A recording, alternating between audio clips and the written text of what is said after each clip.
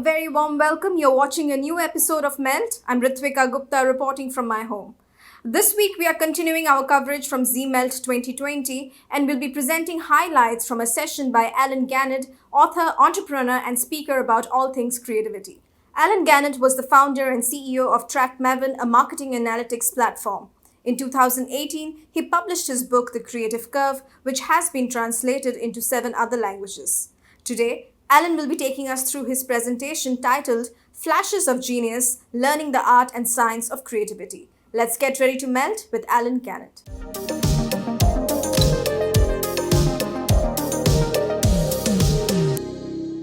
I like to start by talking about the word creativity because it's one of those words that we all sort of know what it means, but it's actually a bit more complicated than we think because creativity is not the same as productivity. It's not the same as just creating something. It's about creating the right thing, right? When you think about a abstract artist, they throw all this paint on a canvas and it's worth millions and millions of dollars. But for some reason, if I do the same thing, it's not. So creativity is not just about creating something, it's about creating the right thing at the right time. And there are some people in our culture that are very, very good at this, right? People we celebrate as creative geniuses. There's people like Grace magazine covers. And I want you all to think of who are some creative geniuses that come to mind when you think of that phrase? So these are the most common answers I get when I ask people. We have Steve Jobs, we have Elon Musk, we have Oprah, Beyonce. On the top right, we have Mozart. On the bottom right, we have Beethoven looking super creepy. My personal favorite's Taylor Swift, but that's because she has no flaws unlike the rest of us. And what I think is so interesting is that the idea of creativity is intertwined with that of the creative genius. We don't talk about creativity without talking about these certain sort of semi-godlike individuals who seem to have this Midas touch where anything they do seems to be creative success. And what I did is I looked at a lot of the history of these stories. And what I found was really interesting because there actually is a lot of patterns to what these stories look like. So let me give you one example. Paul McCartney. Paul McCartney is the #1 songwriter of #1 singles. He wrote more #1 singles than John Lennon. And what's interesting is when you hear the stories of how he created these great works, a lot of times they just sort of came to him. He talks about dreaming up the melody for Yesterday, the most recorded song of all time. And he said, I woke up one morning with a tune in my head and thought, hey, I don't know this tune, or do I? And he was actually so worried that he had accidentally plagiarized it that for a few weeks he went around to his friends asking them, hey, have you heard this before? And they were like, no, Paul, we haven't. And he was like, are you sure? And he was like, yeah. And by the way, these stories of inspiration are that they all have this sudden moment, this flash of genius, this aha moment, this light bulb, whatever you want to call it, where the idea suddenly becomes clear to the creator. And this is all part of what I call the inspiration theory of creativity. It has 4 key attributes. First, it's individual centric, right? We talk about Steve Jobs. We talk about these individual greats. Second, for these people, it's easy, right? These ideas, they just hit them while they're waking up in the morning. Third, even though it's easy, it can be overwhelming, right? We talk about getting into flow states of being sort of roiled with inspiration. And fourth and finally, these people are a little bit weird. They're different, they're strange, maybe they're neurotic, maybe they're very anxious. Steve Jobs was a jerk, Kanye West's tweets are a little wild, right? They're just a little bit different. But there's also a 5th element. This model of creativity is also a model that's unattainable, right? When we talk about creativity like this, we're talking about the creative haves and the creative have-nots of these sort of creative demigods over here and us normies who are just trying to create a great marketing campaign. Adobe did a study and they asked people, are you living up to your creative potential? Only 25% of us say that we are. Now, I once read in a public speaking book that you should use pictures of puppies and babies whenever possible. So I think this is a good time for a picture of a sad puppy because this is pretty depressing. The question that my research tackles, that we're going to talk about today, is what if this model of creativity, this inspiration notion of creativity, what if this isn't true? So let's start by talking about history. So Mozart is like sort of the prototypical example of a creative genius. Like he was a child prodigy. If you ever watch the movie Amadeus, it literally starts with he's blindfolded playing the piano for the Pope. Like that's the opening scene. And in the movie, which by the way won 8 Academy Awards, so like people really liked it, right? In the movie, there's another composer who's his arch nemesis named Salieri. He ends up killing him, spoiler. And Salieri is narrating in the beginning. He says Mozart, at the age of 6, he wrote his first concerto. At the age of 8, he wrote his first opera. He never had second drafts. It was like the voice of God coming through this child. And that's the setup for how we've internalized Mozart. But what's interesting is that this notion of Mozart, like many notions of historical creative figures, is actually like woefully embellished. So here's the real Mozart story. Mozart had, what many of us might have had or maybe are, he had a helicopter parent. And his dad, when he was 3 years old, said, Mozart, I love you, but, which you should never say to a kid, I love you, but you need to become a great musician. And Mozart was like, I'm 3 years old, Dad, like whatever you say. And his dad hired for him the best music teachers in all of Europe and started making little Mozart practice 3 hours, 7 days a week. 3 hours, 7 days a week, starting at the age of 3. Now, he did not actually write a concerto at 6 or an opera at 8. That's made up. We found a concerto we thought he wrote at age 11. Turns out it was kind of plagiarized.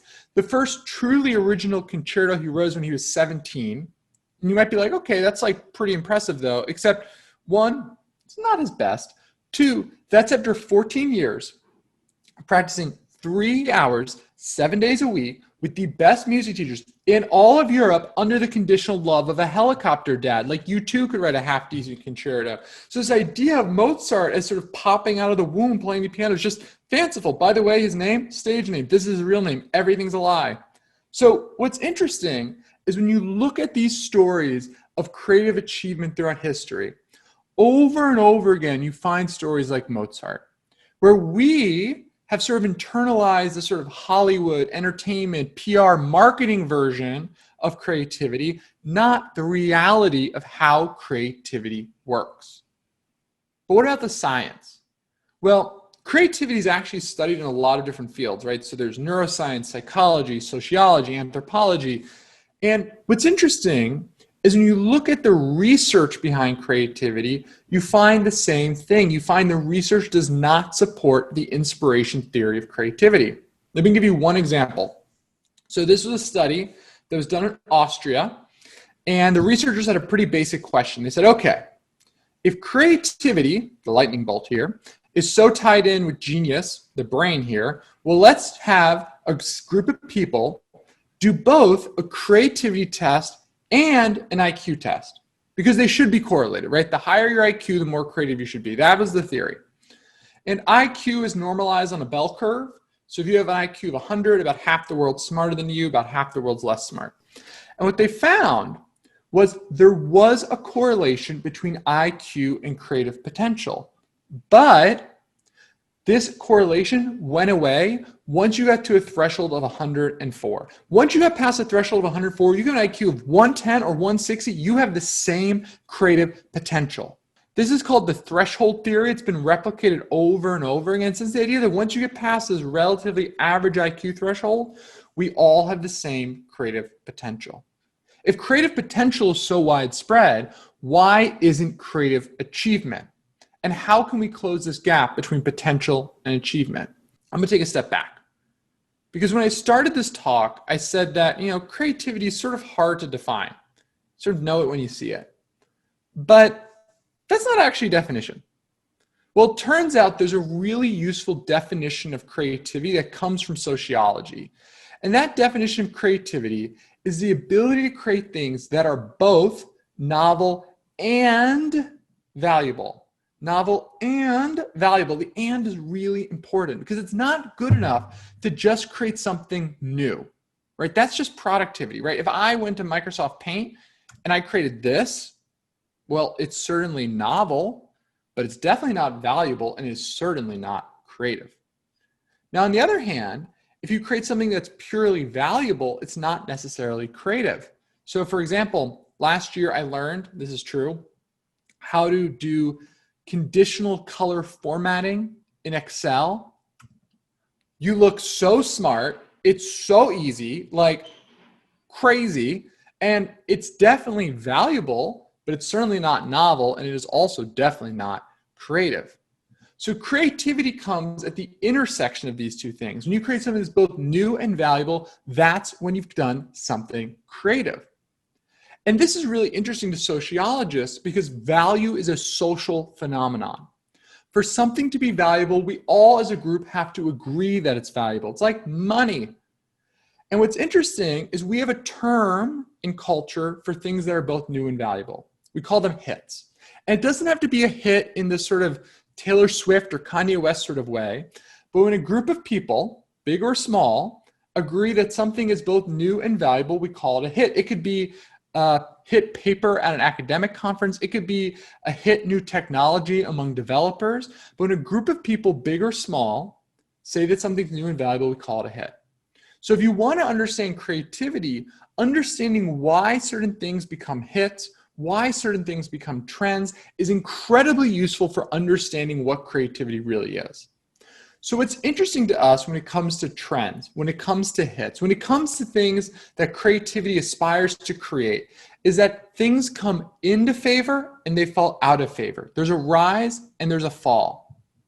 So what I want to do is I want to explain these mechanisms behind the rise and the fall. And I want to start with the rise. And to do this, we're going to take part in a psychology experiment. This is from a real psychology experiment. And if any of you can read Mandarin, please don't help your neighbors. Keep it to yourself. So what I want you to do is I want you to look at this Chinese character. And I want you to think to yourself whether or not it has a positive meaning or a negative meaning. Okay, one more time. Does it have a positive meaning or a negative meaning? So think of your answer. Okay, here's the real answer. This comes from a famous psychology experiment. The answer is, it means nothing. I tricked you. I'm sorry. See, this comes from a famous experiment by a guy named Robert Zionk, who is sort of one of the grandfathers of modern social psychology. And he had this theory that how much people said they liked things and how positively or negatively they viewed things was based in part on how familiar they were with things. So to test this, what he did is he took a bunch of made up hieroglyphics, a bunch of made up shapes, and a bunch of made up Chinese characters, and he showed them to different groups of people different amounts of times. Then he said, okay, 1, do you think it has a positive meaning or a negative meaning? And 2, do you like it or dislike it? And what he found was really fascinating. What he found was that merely being exposed to things made people like it more. Now, he was not the most creative branding guy, so he named this the mere exposure effect. And what it means, very simply, is the more you're exposed to something, the more you like it. Now, this is a huge thing for us as marketers, and we sort of get it, right? It's like why we have logos and brand colors, and we use repetition in our messaging. Because familiarity, it turns out, is something that humans crave. But why? Why would humans crave familiarity? Well, it goes back to evolutionary biology. See, one of your brain's core tasks is to keep you safe, right? To preserve you from dying. And so your brain has learned over time, through evolution, that things that are unfamiliar represent risk. So as humans, we crave the familiar because it makes us feel safe. That makes sense. But if that's true, then why would things ever fall out of favor? So Zionk, he had put out this paper on mere exposure effect. He became pretty famous, but there was this sort of nagging feeling. So he's like, sometimes I get bored, right? Sometimes I want things that are new. Sometimes familiarity is kind of dull. What gives? And he thought, well, maybe it's because the experiment I did wasn't very realistic, right? We were taking these little made-up objects, we were flashing them at people. That's not really how real life works. So he decided to redo the experiment, but this time, instead of using little objects, instead of flashing it, he took things that were more complicated. Like this is a piece of abstract art he used in his experiment. And this time, instead of flashing it, he told people to study it. But he told them again, study it once, study it, 3 times, study it 6 times, study it 25 times. And what he found was really interesting. What he found was that at first, the more people saw something, the more they said they liked it. But then eventually, it actually started to become boring. They actually said they wanted something new. They had this behavior that he called novelty seeking. And this is really interesting because it turns out as humans, we have this other urge. We have this other urge to seek out things that are novel and new. And the reason is that over time, we've evolved to realize that things that are new represent potential reward. But that's kind of contradictory. Because I just told us that on one hand, we seek out the familiar for safety. And on the other hand, we seek out the novel for potential reward. Like those two are direct opposites. So how do those two things coexist? Well, it turns out that this contradiction is actually our brain's really elegant way of balancing risk and reward. We like things that are familiar enough to be safe, but yet novel enough to be exciting. When things are too new, we actually don't like them. So the result is our brain has this really elegant tension where we're constantly seeking things that have a little bit of the old and a little bit of the new. And the result is what academics call the inverted U-shaped relationship between familiarity and preference, which I thought was a bad book title, so I rebranded it The Creative Curve. And what it is this finding that at an individual level, a group level, and a population level, familiarity and preference have this relationship where at first, when things are really unfamiliar, they're too novel, they're scary. But then with additional exposure, we like it more and more and more till eventually our novelty seeking wins out and we start to want something new. We start to get bored and we like it less and less and less. And when we talk about creative genius, what we're really talking about is some people have this ability where you can actually create things that are the right point of this curve. So I want to break this curve down for you and start to explain in ways I think are pretty actionable. So the first stage of the curve is what I call fringe interest. And this is when something is interesting just to people who are very, very deep in the field because they've been exposed to it enough. So like if you watch Men's Fashion Week last year, for example, the big trend among men's coats was these like big unstructured coats. And you're probably like, that's kind of weird. I'm not going to wear that. And that makes sense. But in a few years, because of how fashion works, you will, because it'll have been normalized to you. But initially, it's just interesting to people who are in the fringe, who are in deep in that field. Now, the second stage of the curve is actually the most important stage, so it's kind of annoying that it comes second. But when we talk about creative genius, what we're really talking about is that some people have this ability to create things consistently that are in the sweet spot of the curve, where they're familiar enough to be safe, but yet still novel enough to drive interest, where they can go with a little bit more exposure from low preference to high preference very, very quickly. Like, let me give you one example. Over the last sort of 2 years, there's been this huge increase in interest in health and wellness, and also this increase in interest in craft cocktails. And as a result, one trend that's taken off recently has been non-alcoholic liquor. Non-alcoholic liquor. So it's like gin that's not actually alcoholic, or vodka that's not actually alcoholic. And the reason why is because this is something that's familiar. It's alcohol, but it's also novel. It's not alcoholic. It allows you to have that health and wellness component to craft cocktails, or you're not going to be hungover, you're not going to be lethargic the next day.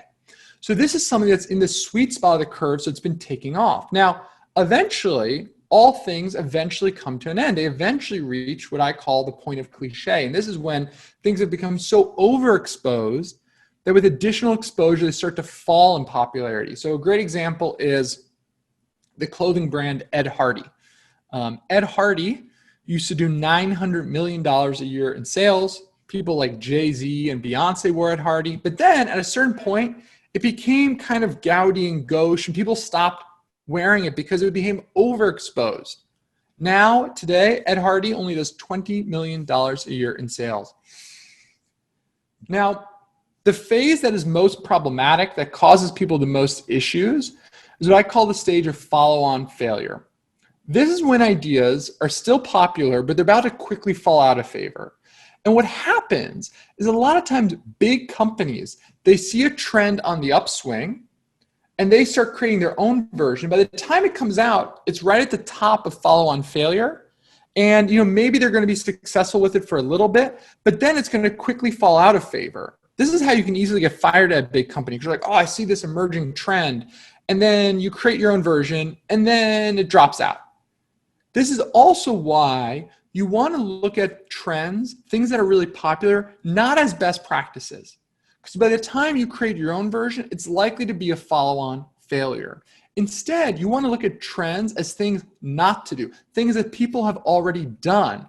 Your job as a creative is to create things that are in the white space, that are at that early stage of the sweet spot where they'll be able to take off and they haven't been overdone. Now, the last stage is sort of the easiest, right? Eventually ideas are out of date, they're out of favor. Don't start, a disco shop, don't start collecting Beanie Babies. Don't do that. So the question then for us, when it comes to creativity, when it comes to creating the right idea at the right time, is how do we create things consistently that are in the sweet spot of the creative curve? And this is really what my book is about, sort of in detail. But the really high-level answer is that our job is to create things that have the right balance of the familiar and the novel, that have one foot in the old and one foot in the new. We think of creativity as something that's about radical novelty, and that is so far from the truth. I mean, look at Apple, for example. We think about them as so innovative. But when they first created a tablet computer in the early 90s, it was called the Apple Newton. You may not have heard of it because it wasn't a success. It was a flop.